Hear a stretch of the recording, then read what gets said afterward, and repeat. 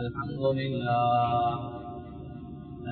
لله نحمده ونستعينه ونستغفره ونعوذ بالله من شرور أنفسنا ومن سيئات أعمالنا من يهده الله فلا مضل له ومن يضلله فلا هادي له أشهد أن لا إله إلا الله وحده لا شريك له وأشهد أن سيدنا ونبينا ومولانا محمد اللهم صل على محمد وعلى آل محمد كما صليت على إبراهيم وعلى آل إبراهيم وبارك على محمد وعلى آل محمد كما باركنا على إبراهيم وعلى آل إبراهيم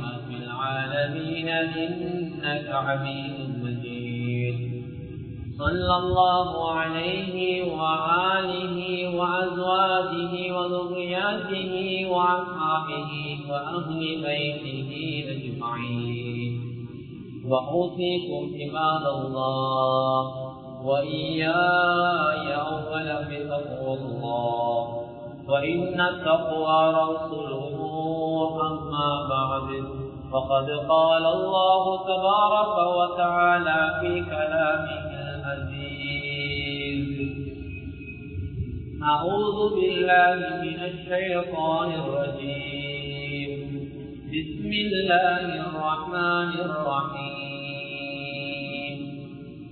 ومن آياته أن خلق لكم من أنفسكم أزواجا لتسكنوا إليها وجعل بينكم مودة ورحمة إن في ذلك لآيات لقوم يتفكرون صدق الله العظيم. அளவற்ற அருளாளன் நிகரற்ற அன்பாளன் ஏகநாயன் அல்லாஹ் ஒருவனுக்கே புகழ் அனைத்தும் அல்ஹம்துலில்லாஹ். அந்த அல்லாஹுவை போற்றுகின்றேன், புகழுகின்றேன். அல்லாஹுடைய உயரிய பேர் நாமம் கூறி இன்றைய குதுபா பிரசங்கத்தை ஆரம்ப செய்கிறேன். ஸலாத்தும் ஸலாமும் எம்முயிர் மேலான கண்மணி நாயகம் முஹம்மது முஸ்தபா ஸல்லல்லாஹு அலைஹி வஸல்லம் அன்னவர் மீதும் அன்னாரின் அடிச்சுவடுகளை அனுவளவு பிசகாது தமது வாழ்விலை பின்பற்றி வெற்றிகளை கண்ட அருமை சஹாபாக்கள், தாபியங்கள், தபவு தாபிகீங்கள், முஸ்லிமான முஃமினான ஆண்கள் பெண்கள் யாவர் மீதும் அல்லாஹ்வுடைய சாந்தியும் சமாதானமும் என்றென்றும் உண்டாவதா.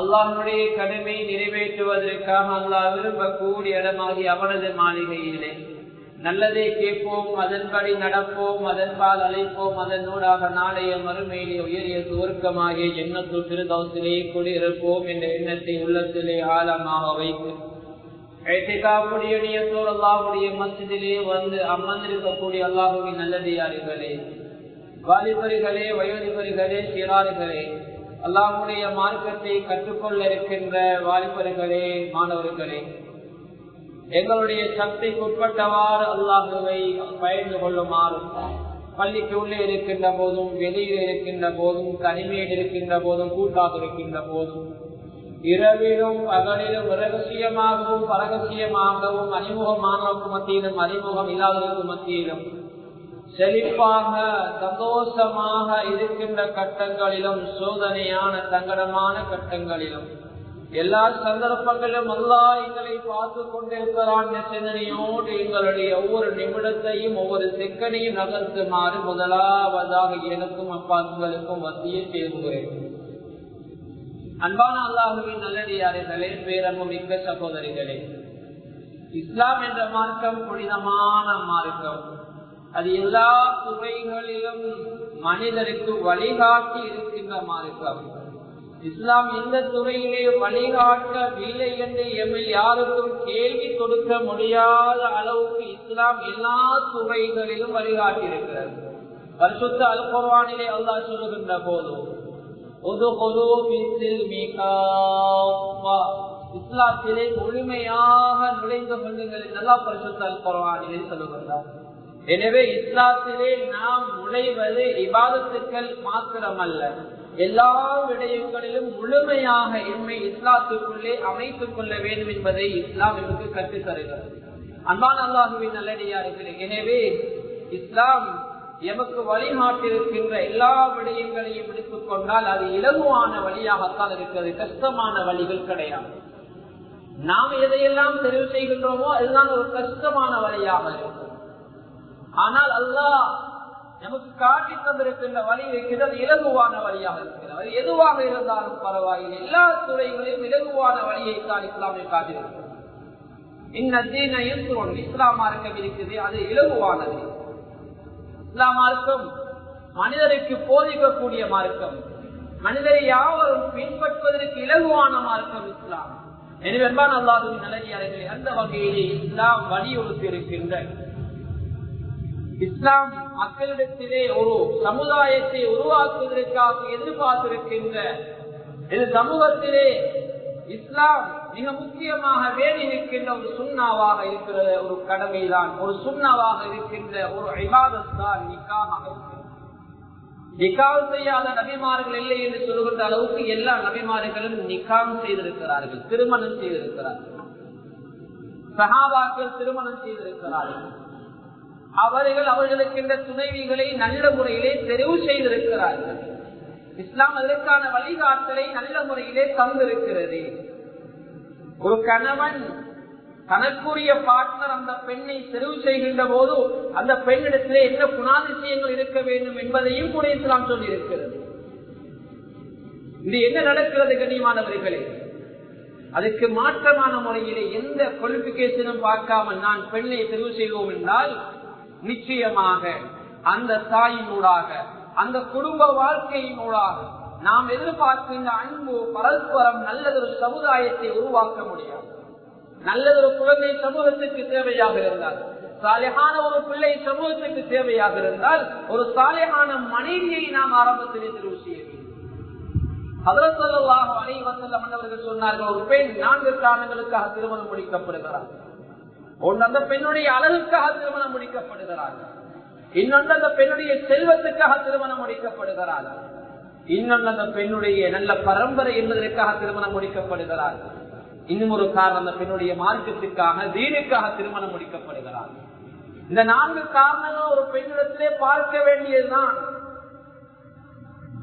ஆனால் இந்த காரியங்கள் எல்லாவற்றிலும் ஒரு மனிதனுக்கு மிக மிக தேவையான ஸல்லல்லாஹு அலைஹி சொன்னார்கள், இறுதியிலே சொன்னபடிய மார்க்கத்தை நீங்கள் மார்க்கத்தை பற்றி பிடித்துக் கொள்ளுங்கள், மார்க்கத்துடைய அந்த பற்றுள்ள பெண்ணைத்தான் நீங்கள் மிக முக்கியமாக தெரிவு செய்ய வேண்டும் என்ற கருத்தையும் ஸல்லல்லாஹு அலைஹி ஹதீஸிலே வலியுறுத்தினார்கள்.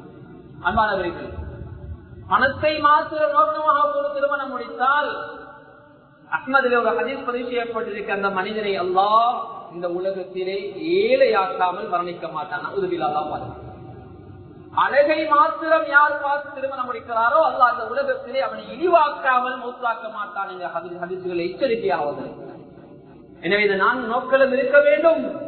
ஆனால் அதிலே மிக முக்கியமாக கடைபிடிக்க வேண்டிய மிக முக்கியமாக கவனிக்க வேண்டிய நோக்கம் தீன், மார்க்கம். கண்ணியமானவர்களே, இந்த நோக்கங்களுக்காக நாம் திருமணம் முடித்துக் கொள்ள வேண்டும். ஆனால் இங்கு சில இளைஞர்களை பார்க்கின்ற போது நோக்கங்கள் தவறி திருமணம் முடிக்கிறார்கள். அன்பான அல்லாஹ்வின் நல்லடியார்களே, எனவே அது ஒரு புறம் இருக்க பெண்களை நல்ல முறையிலே நாம் தெரிவு செய்து திருமண வாழ்க்கைக்கு நாங்கள் நுழைக்கிறோம். ஹஜ்ரத் ஸல்லல்லாஹு அலைஹி வஸல்லம் காட்டி தந்த திருமண முறை என்பது ஒரு எளிதான இலகுவான முறையாக இருக்கிறது. ஹஜ்ரத் அப்துல் ரஹ்மான் ரலியல்லாஹு தஆலா ஸல்லல்லாஹு அலைஹி வஸல்லம் இறுக்கமாக இருந்த ஒரு நபி தோழர். அப்துல் ரஹ்மான் ரலியல்லாஹு தஆலா அவர்களை சில நாட்களாக காணவில்லை. சில நாட்களுக்கு பின் ஸல்லல்லாஹு அலைஹி வஸல்லம் மஜ்லிஸுக்கு வருகிறார். நாயகமே என்று ஓடி வருகிறார். ஹஜ்ரத் ஸல்லல்லாஹு அலைஹி சொன்னார்கள், உங்களிடத்திலே ஒரு வித்தியாசமான மனம் வருகிறது என்றார்கள். உடனே அப்துல் ரஹ்மான் ரலியல்லாஹு தஆலா சொன்னார்கள், நாயகமே நான் திருமணம் முடித்து விட்டேன் என்றார்கள். அதுதான் உங்களிடத்தில் இந்த வாசனை வருகிறது என்றார்கள். ஸல்லல்லாஹு அலைஹி சொன்னார்கள், ஒரு ஆட்டை வலிமா கொடுத்துக் கொள்ளுங்கள். கட்டாயம் கொடுக்க வேண்டும் வலியுறுத்தவில்லை. ஒரு ஆட்டை ஏதாவது நீ வலிமா கொடுத்துக் கொள்ளுங்கள். ஹஜ்ரத் ஸல்லல்லாஹு அலைஹி வஸல்லம் அவரோடு நெருக்கமாக இருந்த ரபித்தோடு அவருடைய திருமணம் கூட ஸல்லல்லாஹு அலைஹி வஸல்லம் தெரியாமல் நடந்திருக்கிறது. எளிமையான முறையில் நடந்திருக்கிறது. ஸல்லல்லாஹு அலைஹி வஸல்லம் அவர்கள் சஃபியா ரலியல்லாஹு தஆலா அன்ஹா அவர்களை திருமணம் முடிக்கின்ற போது ஸல்லல்லாஹு அலைஹி வஸல்லம் பெரிதாக பணம் செல்வம் இருக்கவில்லை. ஓரளவு தொழிற்கோதுமை, ஓரளவு பெரித்தம் பழங்களும் இருந்தது. அவைகளை கொண்டுதான் ஸல்லல்லாஹு அலைஹி வஸல்லம் அவர்கள் வலிமா உணவாக அந்த மக்களுக்கு கொடுத்தார்கள். ஸல்லல்லாஹு அலைஹி வஸல்லம் வாழ்க்கையை பிரட்டி பார்த்தால் அந்த வாழ்விலே முழுவதுமாக ஸல்லல்லாஹு அலைஹி வஸல்லம் அவர்கள் வலிமா கொடுத்தது ஒரு ஆட்டை தான் ஸல்லல்லாஹு அலைஹி வஸல்லம் வாழ்க்கையிலே பெரிதாக கொடுத்த வலிமாவாக நாங்கள் காணுகிறோம். ஒரு ஆட்டை குர்பான் செய்து அந்த ஆட்டுடைய மாமிசத்துக்கு உணவுகள் சமைத்து ஸல்லல்லாஹு அலைஹி வஸல்லம் அவர்கள் ஒரு வலிமாவை கொடுத்தார்கள். அதுதான் பெருமானார் ஸல்லல்லாஹு அலைஹி வஸல்லம் வாழ்க்கையிலே கொடுத்த மிகப்பெரிய வலிமாவாக. கண்ணியமானவர்கள், இன்று எப்படி திருமணம் நடக்கிறது கொஞ்சம் யோசித்து பாருங்கள். இஸ்லாம் காத்திருக்கின்ற முறை ஒன்று இருக்கிறது.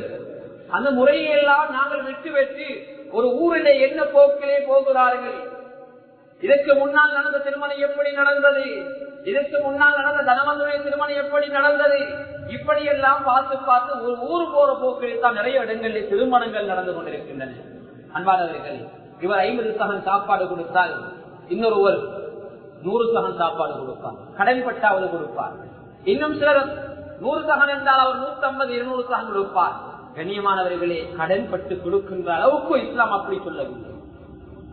வலிமா என்றால் விருந்து, வலிமத்துல் உருஸ் என்றால் திருமண விருந்து. இந்த திருமண விருந்து மணமகன் கொடுக்கின்ற மணமகனுடைய விருந்து என்பது மணமகனுடைய கையிலே வசதி வாய்ப்புகள் மகர் கொடுத்ததுக்கு பின்னால் இருந்தால் அவருக்கு விரும்பிய தன்னுடைய 2 குடும்பத்தாரை ஒன்று சேர்த்து ஒரு உணவாக வலிமாவுடைய உணவாக கொடுக்கலாம். அவருடைய கையில இல்லை என்றால் அவர் கடன்பட்டு செய்ய வேண்டியது கிடையாது. கடன்பட்டு செய்யக்கூடிய அளவுக்கு வலியுறுத்தப்பட்ட ஒரு சுண்ணமாக இது கிடையாது.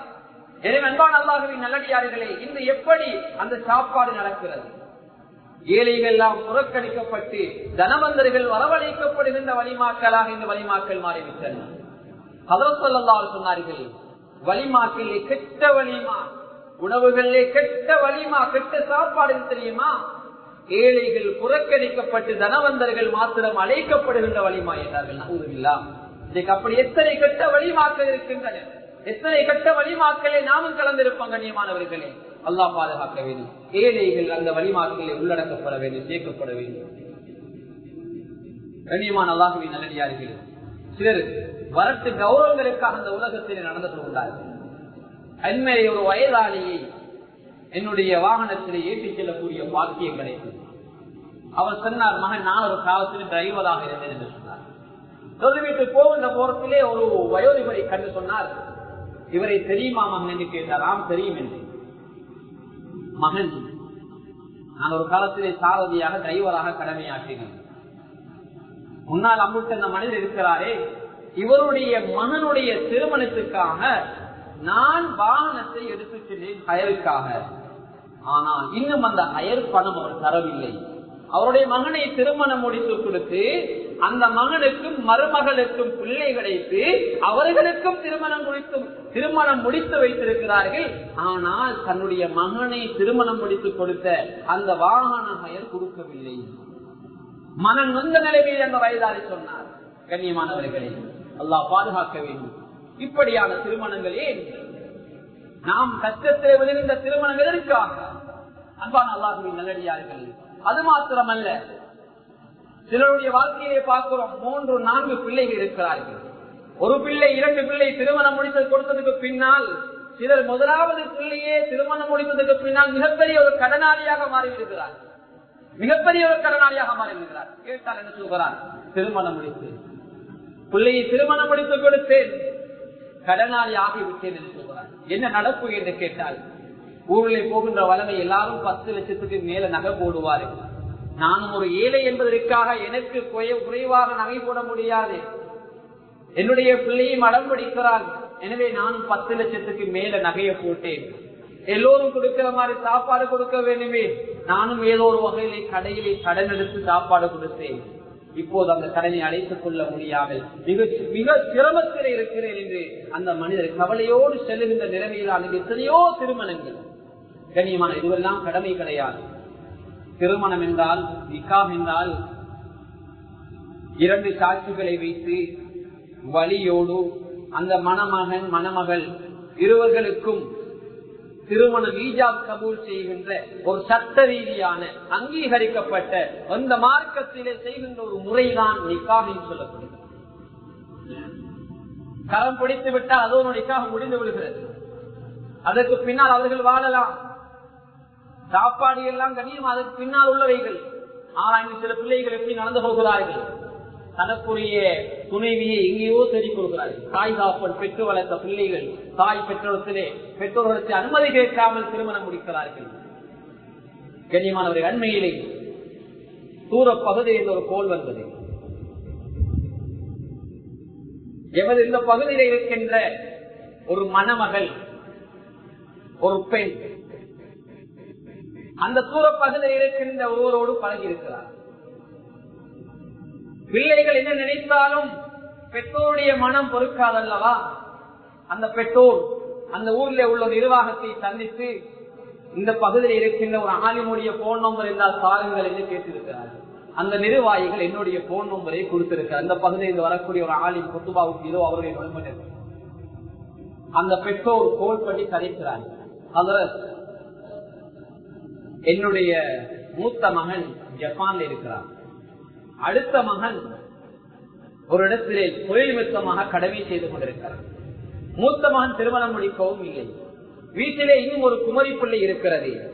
ஆனால் 2ஆம் மகன் வேலை செய்கின்ற மகன் உங்களுடைய பகுதியிலே ஒரு பிள்ளையோடு கதைத்து பேசிக் கொண்டிருக்கிறார். திருமணம் முடிக்கவில்லை. அதனால் இவர்களை திருமணம் முடிப்பதற்காக அந்த அடம் பிடித்துக் கொண்டிருக்கிறார் என்னுடைய மகன். அதனால் அவருடைய குடும்பம் எப்படி, அவர்கள் நல்லமா, எங்களுடைய இந்த மணமகனை கொடுக்க முடியுமா என்ற ஆதங்கத்தோடு கவலையோடு மிக கஷ்டப்பட்டு போன் நம்பரை எடுத்து அந்த பெற்றோர் கதைத்தார்கள்.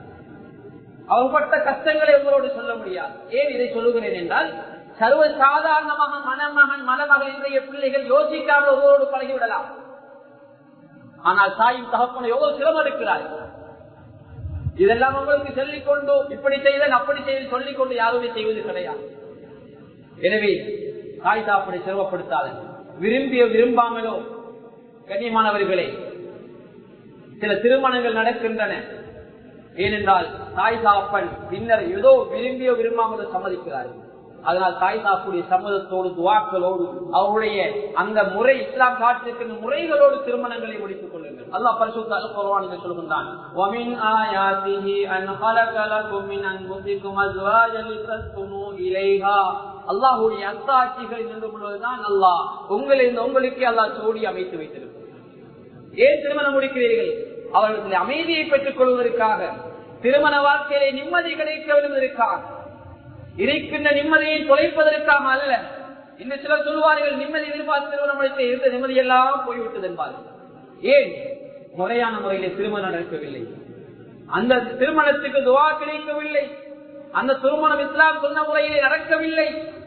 கண்ணியமானவர்களே, அல்லாஹ் தொடர்ந்து சொல்கின்றான், அந்த திருமணத்திலே அன்பு பரஸ்பரம் ஏற்பட வேண்டும். அதனூடாக அல்லாஹ் அதைத்தான் எதிர்பார்க்கிறார், அதைத்தான் அவர்களுக்கு அல்லாஹ் ஏற்படுத்துகிறார் என்று செய்தி அல்லாஹ் பரிசுத்த அல் குர்ஆனில் சொல்லி காட்டுகிறார். எனவே அன்பான அல்லாஹ்வின் நல்லடியார்களே, திருமணம் எளிமையான முறையில் நடந்து கொள்ள வேண்டும். இந்த சில திருமண வீடுகளை நாங்கள் பார்க்கின்ற போது சில இடங்களில் திருமணம் வந்து விட்டால் இது முஸ்லீமுடைய திருமண வீடா ஒரு அந்நியுடைய திருமண வீடா என்று தேடிக்கொள்ள முடியாத அளவுக்கு அங்கே அந்நிய கலாச்சாரம் நிறைந்திருக்கும். சில வயதாளிகளுக்கு இரவிலே தூங்கவும் முடியாது, சில சிறுபிள்ளைகளுக்கு இரவிலே தூங்கவும் முடியாது. பஃபல் சவுண்ட் அதிகமாக மியூசிக் போடப்பட்டிருக்கும். கண்ணியமானவர்களை, சஹஜத்துக்கு எழுப்பக்கூடிய எத்தனையோ பேருக்கு எழுப்புவதற்கு சிரமமா இருக்கும், தூங்கிக் கொள்ள முடியாது. சில தாயிகளும் அதை கண்டுகொள்வதில்லை, சில வீட்டிலே இருந்த உலமாக்களும் அதை கண்டுகொள்வதில்லை, மார்க்கத்திலே பட்டுள்ளவர்கள் சில பேர் அதை கண்டுகொள்வதில்லை. கண்ணியமானவர்களே, இது ஒரு சாதாரணமான விடயம் அல்ல. சாதாரண இருவருடைய ஒரு சந்தோஷத்துக்காக முழு மக்களுடைய நிம்மதியை பறிகொடுக்க முடியாது. எனவே அல்லாஹ்வின் நல்லடியார்களே, இப்படி யாருக்கு சிரமம் கொடுக்காதீர்கள். மற்றவரை பார்த்து திருமணம் முடிக்காதீர்கள். மற்றவர்கள் சாப்பாடு கொடுத்தாததற்காக நீங்கள் சாப்பாடு கொடுக்காதீர்கள். மற்றவர்கள் 10 லட்சம் 20 லட்சம் நகை போட்டாததற்காக நீங்கள் நகை போட்டு கடனாளியாக அந்த உலகத்திலே வாழாதீர்கள். கண்ணியமானவர்களே, நல்ல முறையிலே இஸ்லாம் காட்டுகின்ற அந்த முறையை பேணிக் கொள்ளுங்கள். திருமணம் முடிப்பதற்கு முன்னால் நிறைய விஷயங்களை படிக்க வேண்டும். அண்மையில எனக்கு நெருக்கமான ஒரு ஆங்கில ஆசிரியர் திருமணம் முடித்தார். அவர் இடத்திலே கோல் பண்ணி கேட்டா, ஹதரத் உங்களை நேரில் நான் கொஞ்சம் சந்திக்க வேண்டும். நான் அவருக்கு நேரம் ஒன்று கொடுத்ததுக்கு பின்னால் அவர் சந்தித்து சொன்னார், ஹதரத் நான் ஒரு கிழமை எங்களிடத்திலே நிக்காஹ் சம்பந்தமாக படிக்க வேண்டும் என்றார். நான் அவரிடத்திலே எனக்கு பிரியான சில நேரங்களை அவரிடத்திலே சொன்னேன். அதை கொடுத்ததுக்கு பின்னால் அவருக்கு பிரியான சில நேரங்களை எனக்கு பிரியான நேரங்களை வைத்து அவர் சில நேரங்களை எனக்கு தொகுத்து தந்த நேரங்களிலே நான் இன்ஷா அல்லாஹ் அவங்களை சந்தித்து படிப்பேன். ஒரு வாரமாக அவர் படித்தார். திருமணத்துக்கு பின்னால் உள்ள விஷயங்கள், மனைவி கருப்ப காலங்கள், மனைவி மாதவிடாய் நடந்து கொள்ளக்கூடிய முறை, நிறைய விஷயங்களை படித்தார். அன்பானவர்களே, எவ்வளவு சிரமங்களுக்கு மத்தியிலே படித்து அவர் திருமணம் முடித்து மாஷா அல்லாஹ் 2 பிள்ளைகள் நல்ல முறையில் இருக்கிறார். இன்றைய வாலிபர்கள், இன்றைய இளைஞர்கள் இப்படி சிரமம் எடுப்பது கிடையாது, படிப்பது கிடையாது. ஒரு துவா ஒன்றை பாடமாக்குவதற்கு போனிலே அந்த துவாவை கேட்பார்கள். கண்ணியமானவர்களே, சர்வ சாதாரணம் யோசிச்சு பாருங்கள். ஒரு குழந்தை கிடைத்ததுக்கு பின்னால் ஒரு குழந்தைக்கு பேர் வைப்பதற்கு படுகின்ற கஷ்டம் கூட நிக்காஹ் நடப்பதற்கு முன்னால் நிக்காஹை பத்தி நாம் படிப்பது கிடையாது. அண்மையில ஒரு சகோதரர் கோல் பண்ணுற அதில் என் பிள்ளைக்கு பேர் வச்சோம், சந்திக்கணும், பரவாயில்ல வாங்க, எந்த டைம்ல வீட்டுல இருக்க வாங்க. வந்தார், வந்து 10-12 பேர் எழுதி கேட்டார், கொடுத்து இன்னும் 3 நாள் கழிச்சு வருகிறார். அதுல இந்த பேரு மனைவிக்கு பிடிச்சா கணவனுக்கு பிடிக்கல, எனக்கு பிடிக்கல, எங்க 2 பேருக்கு பிடிச்சா குடும்பத்துக்கு பிடிக்கல, அதனால இந்த பேரு சரி வராது, வேற பேரு கொஞ்சம் தாங்க. அப்ப பார்த்தவங்களுக்கு ஏதோ ஒரு பிரச்சனை இருக்குது. நான் சொன்னேன், பேரு புத்தகம் இருக்குது, அதுல 1000 பேர் இருக்குது, அதை கொண்டு போங்க, ஒரு பேரை வச்சுட்டு 999 பேரை மிச்சம் கொண்டு வாங்கன்னு சொல்லுங்க. அப்ப அவர் கொண்டு போகிறார். ஒரு கிழமைக்கு பின்னால பேர் புத்தகம் வருகிறது. அதற்கு இதெல்லாம் பழைய பேராம், இதுலயும் நல்ல பேரு இல்லையா? கண்ணியமான அதுக்கு பின்னால் நான் சொன்னேன், பள்ளி அதற்கு நிறைய பேருக்கு பேர் வைக்கிற, அவர்கிட்ட நல்ல நல்ல பேரு, புது டிசைன் பேர்லாம் இருக்குது, அவரை நீங்க சந்திங்கன்னு அவரை தொலைபேசி இலக்கத்தை எழுதி கொடுத்து அவர் இன்னும் இடத்தில் இருக்கிறார் அறிமுகப்படுத்தி வச்சு. கண்ணியமானவர்களே, எதை சொல்ல வருகிறேன் என்றால், ஒரு பிள்ளைக்கு பெயர் வைப்பதற்கு எடுக்கின்ற சிரமம் கூட நிக்காஹ் நடப்பதற்கு முன்னால் நிக்காஹை பற்றி படிப்பதற்கு நாம் யாரும் எடுப்பதில்லை. சாதாரண ஒரு வாழ்க்கை கிடையாது. நேற்று ஒரு சொந்தக்கார வீட்டுக்கு போகின்ற போது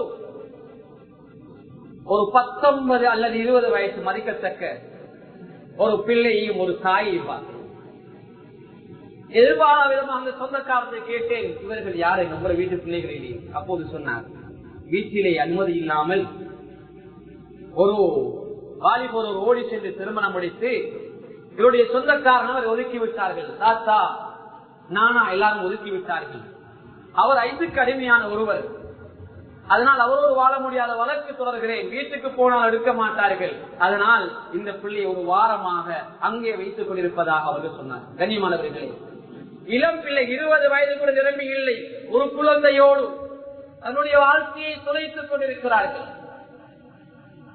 கண்ணியமான அல்லாஹ்வின் நல்லடியார்களே, அந்த குழந்தைக்கு மருந்தெடுப்பது கூட கஷ்டமான ஒரு சூழ்நிலை. பெனடோல் பானியை கொடுத்து அந்த பிள்ளையை வைத்திருக்கிறார்கள். இதை சொல்லவர்கள் என்றால் நாங்கள் ஆரம்பத்தில் வைத்த தவறுகள்.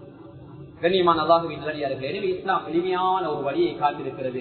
அந்த முறையில் எங்களுடைய நிக்காஹ்களை அமைத்துக் கொள்ள வேண்டும். அந்த வழிகாட்டல்களை பேணிக் கொள்கின்ற போது நிச்சயமாக இஸ்லாம் நல்ல வழிகளை நமக்கு சொல்லித் தந்திருக்கிறது. அந்த வழிகளை பேணுகின்ற போது நிச்சயமாக நானும் நீங்களும் ஒரு காலமும் வழி தவற மாட்டோம். எனவே குழந்தைகளுக்கு வைக்கின்ற பேரும் நல்ல பெயர்களை வைத்துக் கொள்ளும். பேர் என்பது மிகப்பெரிய ஒரு துவா.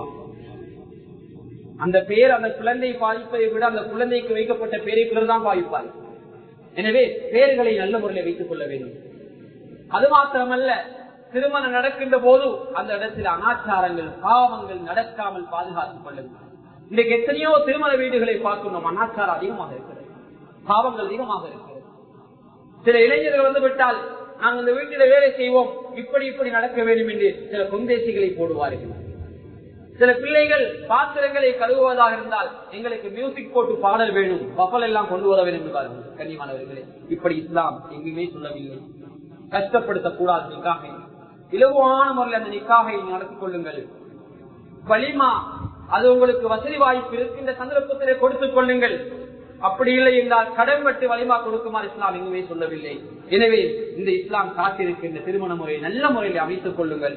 எனவே ஆடம்பர திருமணங்கள் எங்களை தவிர்த்துக் கொண்டு இஸ்லாத்தை கொச்சைப்படுத்துகின்ற அளவுக்கு நாம் யாரும் ஆகிவிடக்கூடாது. இது சில இடங்களில் திருமணம் நடக்கின்ற போது பார்க்கின்றோம், மணமகனுடைய ஆடை, அதுக்கு முன்னதாக அடையாளம், இன்னொரு செலவுகள், அடையாளம் இன்னொன்று வந்திருக்கிறது. நவுதுபில்லாஹ், அல்லாஹ் பாதுகாக்க வேண்டும். கண்ணியம், அடையாளம் போட்டு 2-3 வருடங்களுக்கு பின்னால் திருமணம் முடிப்பார்கள். இந்துக்கள கலாச்சாரத்தில் வருகின்ற ஒன்றுதான் அந்த பெண்ணை இன்னொருவருக்கு பேசி விடுவதற்காக ஒரு அடையாளத்தை போட்டு விடுவார்கள். அது எங்களுக்குரிய பெண் தான், காலம் கடந்தாலும் அதை எங்களுக்கு தான் தர வேண்டுவதற்காக வேண்டி பெருமதியான ஏதாவது ஒன்றை அடையாளமாக போட்டுடுவார்கள். இன்னும் அந்த கலாச்சாரம் எங்களுக்குள்ளே வந்து விட்டது. நவுதுபில்லா. கண்ணியமான சில திருமணங்களை பிற்படுத்துவார்கள். அப்படி பிற்படுத்தக்கூடாது. நிறைய விபரீதங்கள் நடக்கின்றன. அதான் சொன்னால் எப்படி நாங்கள் சொல்கிறோமோ, ஒரு ஜனாதாவில் இருந்தால் அந்த ஜனாதாவை ஒரு நாளைக்குள் எப்படி அடக்கம் செய்கின்றோமோ அதே போல தகுந்த ஒரு துணைவி, ஒரு கணவனுக்கு மனைவியோ மனைவிக்கு கணவனோ கிடைத்து விட்டால் திருமணத்தை அவசரமாக நடத்தி கொள்ளும், தாமதிக்க கூடாது. இன்றைக்கு தாமதம் நிறைய விளைவுகள். அண்மையிலே கேள்விப்பட்ட ஒரு சம்பவம். நெருக்கமான ஒரு நண்பர்களிடத்தில் சொன்னார், திருமணம் பேசி 2 வருடம், 2 வருடத்துல திருமணம். நிறைய காரணங்கள் சொன்னார்கள். சொந்தக்கார வெளிநாட்டுல கையில கொஞ்சம் பணம் இல்ல, ஏதோ ஒரு வகையில சில ஏற்பாடுகள் பண்ண வேண்டும் என்று 2 வருஷம் டேட்டு போட்டாங்க. ஆனா 2 வருஷம் டேட்டு போட்டாலும் இந்த போன் எல்லாம் வாங்கி கொடுத்து கதைப்பதற்கு அனுமதி கொடுத்து விட்டார்கள். கனிமன் அதான் நல்லடியார்களே, திடீரென்று 4 மாதத்துல பெண் வீட்டார் மாப்பிள்ளை வீட்டுக்கு வந்து 4 மாதத்துல அவசரமா கல்யாணம் எடுப்போம் என்று வாங்க. என்னடா இது, ஏற்பாடு இல்ல, சொந்தம் எல்லாம் வெளிநாட்டுல, கையில மயில பணம் இல்லைன்னு சொன்னவங்க. கண்ணியமானவர்களே, ஏன் அங்க அந்த பெண் கற்பமாகிட்டாள். அதுக்கு பின்னால் அந்த பெண்ணை வைத்திருந்தா 2 வருடத்துக்கு பின்னால் ஒரு பிள்ளையோட தான் திருமணம் முடிக்க வேண்டும். அதனால் அவசரமாக அந்த திருமணம் நடக்கிறது. கண்ணியமான அல்லாஹ்வின் நல்லடியார்களே, இந்த குழந்தைக்கு நாம் எப்படி சொல்றது? எப்படி சொல்றது? அது ஹலால் குட்டின்னு சொல்லுவோமா? கண்ணியமா அதுக்கு வித்தியாசமான ஒரு பெயரை சொல்லணும். பாதுகாக்கணும். இப்படி இப்படி எத்தனை பிள்ளைகள் கண்ணியம். அதனால் காலம் கடத்தி வைக்காதீர்கள். மகர் கொடுத்து சக்திக்கு ஏற்படுத்துவார் அந்த கல்யாணத்தை, அந்த திருமணத்தை அவசரமாக நடத்தி விடுங்கள். நிச்சயமாக அதிலே ஒரு பரக்கத்து இருக்கிறது. நீங்கள் பரக்கத்து பிறகு பெரிதாக கொடுப்போம் என்று பின்னர் நியத்தை வைப்பதற்கு அது மிகப்பெரிய விளைவுகளை ஏற்படுத்தக்கூடிய சில சந்தர்ப்பங்களில் சில பிள்ளைகள் ஒருவருக்கு பேசி வைத்து இன்னொரு ஓடி போன வரலாறு இருக்கிறது. ஏனென்றால் ஒரு பிள்ளைக்கு போனை கொடுத்து ஒருவோடு பேச விடுகிறார்கள். இவருக்கு பேசி வைத்திருக்கிறது இந்த பிள்ளைதான், இவர் தான் இவரோடு பேசுகிறார் என்று அப்படி நாங்கள் விட்டு விடுகிறோம். அதுக்கு பின் அந்த பிள்ளையை நாங்கள் மிச்சம் நோட் பண்ண மாட்டோம். ஏன்? அந்த பிள்ளை பேசி வைத்து அந்த மாப்பிள்ளையோடு தான் இரவு பகலாக கதைக்கிறது, செக் பண்ணுகிறது என்று நாங்கள் விட்டு விடுகிறோம். ஆனா அந்த பிள்ளை யார் யாரையோடோ செக் பண்ணுகிறது. அன்பிலே ஒரு சம்பவம் நடந்தது. தனக்கு பேசி வைத்த கணவர் கொடுத்த போன், தனக்கு பேசி வைத்த கணவர் கொடுத்த போன் திருமணம் நடக்கவில்லை, ஒரு வருடத்துக்கு பின்னால் என்று நிச்சயிக்கப்பட்டிருக்கிறது. அந்த போனோடு இன்னொரு சகோதரனோடு இன்னொரு வாலிபரோடு கதை தந்த பிள்ளை. கண்ணியமானவர்களே, ஓடி போன வரலாறுகளும் குடும்பங்கள் அந்த ஊரிலே தலை காட்ட இயலாத அளவுக்கு சில விடயங்கள் நடந்திருக்கின்றன. ஏராளமான விடயங்கள். எனவே கண்ணியமானவர்களே, அதனால் இஸ்லாம் காட்டிற்கு எளிமையான முறையிலே திருமணத்தை நடத்தி கொள்ளுங்கள். திருமணங்களை பிற்படுத்தாதீர்கள். கையில இருக்கின்ற ஏதோ ஒன்றை வைத்து திருமணத்தை முடித்து வையுங்கள். ஒரு சம்பவத்தை சொல்லிவிட்டு பொதுவாக நினைவு கொள்கிறேன். ஹஜ்ரத் ஸல்லல்லாஹு அலைஹி வஸல்லம் காலத்தில் புகாரில் பதிவு செய்யப்பட்ட சம்பவம். ஒரு நபித்தோழர் ஸல்லல்லாஹு அலைஹி வஸல்லம் சபைக்கு வருகிறார். நாயகமே, நான் திருமணம் முடிக்க போகிறேன் என்கிறார். ஸல்லல்லாஹு அலைஹி வஸல்லம் கேட்கிறார்கள், உன்னிடத்தில் ஏதாவது இருக்கிறதா மகர் கொடுக்கேன்? நாயகமே, ஒன்றும் இல்லை என்கிறார். ஸல்லல்லாஹு அலைஹி வஸல்லம் சொன்னார்கள், இரும்பாலான ஒரு மோதிரமாவது கொண்டு வந்து கொடுத்து திருமணம் முடிந்தார். அப்போது அவர் அங்கு மீது சுற்றி தருகிறார். இரும்பாலான ஒரு மோதிரம் கூட கிடைக்கவில்லை. நாயகமே, இரும்பாலான மோதிரம் கூட கிடைக்கவில்லை நாயகம் என்கிறார். அப்போது அவர் அங்கு மீது முயற்சி பண்ணுகிறார், கிடைக்கவில்லை. ஸல்லல்லாஹு அலைஹி வஸல்லம் சபைக்கு வருகிறார். ஸல்லல்லாஹு கேட்டார்கள், உங்களுடைய உள்ளத்தில் குர்ஆன் இருக்கிறதா? ஆம், குர்ஆன் இருக்கிறதா? அப்படி என்றால் நீங்கள் கற்றிருக்கின்ற குர்ஆனை கற்றுக் கொடுத்து இதை மகராக ஆக்கி திருமணம் எடுத்துக் கொள்கிறார்கள். கனிமானவர்கள் குர்ஆனை கற்றுக் கொடுத்த அந்த பெண்ணை மணமகளாக கபூல் செய்து கொண்டார்கள். கனிமானவர்கள் எதை சொல்ல வருகிறேன் என்றால், உள்ளத்தில் இருக்க குர்ஆன் இதுவும் மகராகத்தான் இருக்கிறார். எனவே ஆரம்ப காலத்தில் சின்ன சின்ன மகத்தொகை கொடுத்தாலும் அந்த மணமகளிடத்திலே நிறைய திறமைகள், வித்தியாசமான நல்ல திறமைகள் இருப்பதை பார்த்தோம். எனவே கண்ணியமானவர்களே, நல்ல ஒழுக்கம் உள்ள பெண்களை எங்களுடைய குடும்பத்துக்கு, அதாவது எங்களுடைய வீடுகளுக்கு எங்களுடைய குடும்பத்துக்கு நல்ல துணைவிகளாக நாங்கள் ஆக்கிக் கொள்ள வேண்டும். அதே போல எங்களுடைய பிள்ளைகளுக்கு மணமகள் அல்லது தேடுகின்ற போது இஸ்லாமிய வரையறுக்குள்ளே அமைத்துக் கொள்ள வேண்டும். எனவே வல்லவன் அல்லாஹ் சுப்ஹானஹு வ தஆலா இஸ்லாம் காட்டிருக்கின்ற எளிமையான திருமணத்தை நல்ல முறையிலே செய்து அல்லாஹ்வுடைய உதவியையும் அன்பையும் அல்லாஹ்வுடைய உதவியை எப்போதும் பெற்றுக் கொள்ளக்கூடிய கூட்டத்தில் இறைவா நீ எங்களை சேர்த்துக் கொள்வாயா. யா அல்லாஹ் எங்கு மன நிம்மதியும் அன்பையும் பரஸ்பரத்தை நீ வைத்திருக்கிறாயோ அப்படியான நிக்காக என்ற நிக்காகளை நீ ஆக்கி தந்துருவாயா. யா அல்லாஹ் குடும்பங்களை பெருப்பதற்காக குழந்தைகளை அதிக குழந்தை பரம்பரைகளை பெற்றெடுப்பதற்காக நீ இந்த பாக்கியத்தை தந்திருக்கிறாயா. அதை நல்ல முறையில் செய்து நாங்கள் குழந்தைகளை சந்ததிகளை பெற்றெடுக்க எங்களுக்கு நீ கிருபை செய்வாயா. யா அல்லாஹ் ஹராமான திருமணங்களை கலந்து கொள்வதை விட்டு எங்களை நீ பாதுகாத்துடுவாயா. யா அல்லாஹ் அப்படியான திருமணங்கள் நடக்கின்ற போதும் அவைகளிலே இருந்து எங்களை பாதுகாத்துடுவாயா. யா அல்லாஹ் நல்ல முறையிலே திருமண வாழ்க்கையை அமைத்து நல்ல தம்பதிகளாக வாழ்வை தோணக்கூடிய எதிர்கால சமுதாயத்தை நீ ஆக்கிடுவாயா. யா அல்லாஹ் இன்னும் எத்தனையோ பேர் திருமணம் முடிக்க வசதி வாய்ப்புகள் இருந்தும் திருமணம் முடிப்பதற்குரிய அந்த மணமகள் ஜோடி அமையாதா இருக்க அவர்களுக்கு நல்ல ஜோடிகளை நீ அமைத்து கொடுத்துடுவாயா. யா அல்லாஹ் எத்தனையோ பேர் வயது வந்த பெண்கள் வீட்டில் இருக்கிறார்கள் அல்லா அவர்களுக்கு நல்ல துணைவிகளை நீ கொடுத்துடுவாயாக. யா அல்லாஹ் இறுதி முடிவை நல்ல முடிவாக்கிடுவாயாக. இந்த துஆவை தனிப்புரை திருப்பியை கொண்டு ஏற்றுக்கொள்வாயாக. ஆமீன் ஆமீன். வஆஹிரு தஅவானா அனில் ஹம்துலில்லாஹ்.